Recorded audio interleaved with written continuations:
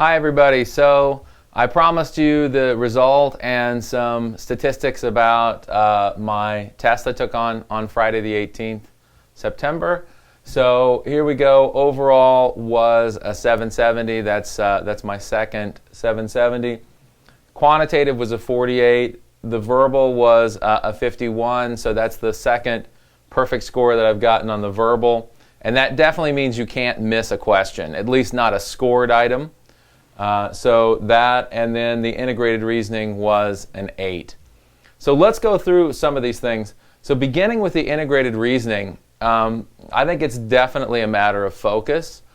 I didn't find any math that was too complicated there, any reasoning that was too complicated, but I found myself about to answer incorrectly 5 times. On 5 of the questions, I was about to put the wrong answer in the wrong column for the two-part analysis.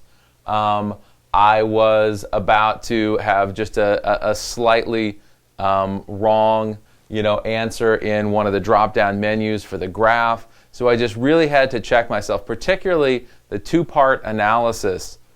What's going in which column? What do they want do they want least? Do they want most? Exactly what are they looking for? So I found that I had to, I ended up with the highest score on integrated reasoning. I found that, that I had to definitely check myself several times on that. So on the integrated reasoning, it's really about focus. I could have missed quite a few questions on that. Just the way that they're wording it, the way that they're putting it together, makes it very easy for you to answer, somehow incorrectly. Practice the integrated reasoning. And again, just like on the quantitative, look for any avoidable errors, any silly mistakes. Try to be able to get rid of those. All right, the quantitative section. Now, a 48 is now just around the 75th percentile. So this is actually the lowest score that I was going to get on quantitative. I would probably get somewhere between a 48 and a 50. 51's very difficult. You have to basically miss maybe one question or none. On the 2 practice exams, I got a 50 on both of those, 48 on this. And I think the difference was that I probably did make a few mistakes on the quantitative section. So I found that on the quant section, there was nothing too strange or complex, nothing that made me just stop right there and just think, oh my goodness, what do I do? I don't think there was any question that I spent 6 minutes on or anything like that. There was a big emphasis on algebra. And, frankly, my strengths lie in everything other than pure algebra and geometry. I love this sort of very strange question that other people would have no idea how to do. And I didn't find a lot of those. What I found was a lot of the stuff that's, covered in the more difficult problems in the Veritas books, in the GMAT prep. I also found that there is, on the quantitative section, what I would call an emphasis on skills, not necessarily on types of problems so much. And what I mean by that is that, a particular problem may involve number properties, but it may involve number properties in a way that asks you about the minimum maximum and puts it in a data sufficiency. So it's better for you to know how to do the different parts of each problem rather than saying, okay, if it's this kind of problem, I have to do these 5 things. You have to have some flexibility there, and you need to be able to put several things together. Practicing problems that you're unfamiliar with and really just trying to practice some hard problems, probably the best thing. Definitely an emphasis on algebra, an emphasis on not making errors. They know that people study for the quantitative a lot, right? People put in a lot of hours, and they're trying to continue to make the quantitative section difficult. And they're doing that, I think, by putting some things together, so that you really have to be able to, have a little bit of flexibility. We're gonna work on this. If you're still in class, we're gonna keep working on these things. The verbal section, I found that the verbal section was easier than the GMAT prep. It was easier than the Veritas practice tests. It was easier than the homework in the official guide book. It was easier than this.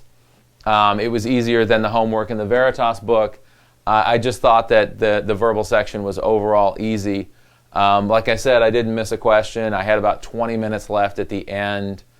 The only problem was that it got a little boring at some point because it really wasn't offering any of the sort of challenge that like a good Veritas question does.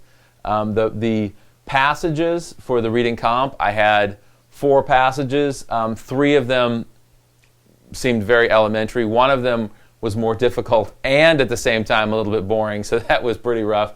I had 1 of each type: natural sciences, business, social sciences. I can't remember the 4th one. Maybe I had 2 social sciences. I think the business one was the one where I had 4 questions. That was the one, perhaps, that was, I remember one of them being kind of long and sort of boring. That may have been the one. But 3 of the 4 had primary purpose questions, so definitely on the lookout for that. Other than that, the passages weren't terribly long. They weren't terribly difficult.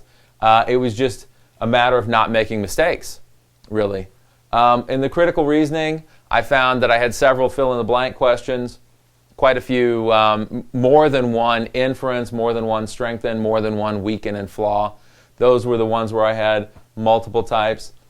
I found that the critical reasoning, the one thing was trying to get me to use outside knowledge. It was trying to get me to make assumptions.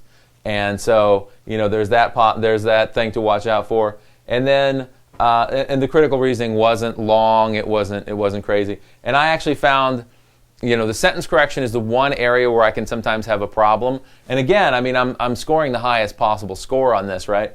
And I didn't really find any of the sentence correction to be a particular challenge. So I would say that for my money, the verbal is where to really make up the ground.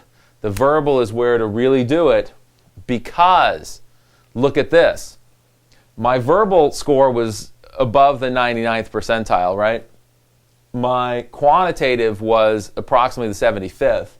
My overall score was above the 99th, right? A 760 is the 99th. So this is like the 99.5 percentile. And quantitative was at like the 75th. So the quantitative section, you've really got to do it, but they continue to make it more and more difficult. I think that if you want to really score high, I feel like the verbal is the place to go. So I hope that I helped you out with this a little bit. And I won't give any specific questions or anything like that, but if people have other things that they'd like to know about, the test center was great in Burlington, Vermont. I didn't even have to use the earplugs or anything. Everything went as good as it could. I just probably got a little unlucky on the quantitative section. Maybe some of the questions that I got right were the ones that didn't count. Probably the ones that did count were against me. Maybe I guessed wrong on a couple of them, made a few mistakes. But that was pretty tough. That was a legitimate score. It wasn't like that there was anything wrong with me. That's just how tough the quant can be at this point. You just have to try to not make a lot of errors. And so hopefully everybody does really well on your exam. If you're still in class, I'll see you in class. Thanks.